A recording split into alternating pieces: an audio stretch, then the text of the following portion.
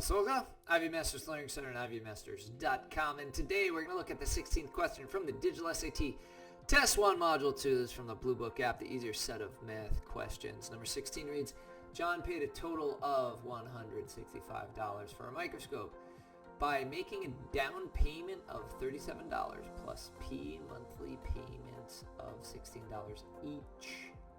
Which of the following equations represents this situation? And when we look at our answer choices, they're in the form y equals mx plus b. Well, whenever you see the word each or every, then you know, or per, you know you've got slope. So in y equals mx plus b, m is the slope. So it says $16 each. We see that word each. So it's going to be 16 there. Whenever you see the word start or begin or initial, then you know you've got your y-intercept. Your y-intercept is b. Here it says down payment, which is what you're starting with, your initial or your beginning cost. So that's 37 equals, and then y, as it turns out, winds up being your total cost, which is 165. Now you might look at this and be like, yeah, but I didn't even recognize that it's in the form y equals mx plus b. Well, check it out. mx plus b equals y. It's the same thing. Every answer choice is just in y-intercept form. It's just that the y is on the other side. So if we just did that, then it would be 16x plus 37 equals 165. So you could say, in other words, you could say 4 plus 3 equals 7, or you could say 7 equals 4 plus 3. That's basically what we're doing here. Here you can see that the correct answer is C. Now, what's an alternative? An alternative is you could use Desmos. If you're to plug it into Desmos, look what happens.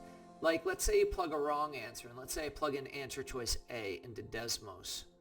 Then, boom, what we get, you see how answer choice A is this, what's written in purple over here? You get this purple line, and you can see that it's 12.625. Now, if I, figured out if this is my answer based on 12.625, just did it on my own, I would find that that does not work. But when we plug answer choice C, the correct answer in, notice this, that's black over here, and your black line goes through 8 as your X. So we could see if that works for your equation, like figuring it out on your own based on the description.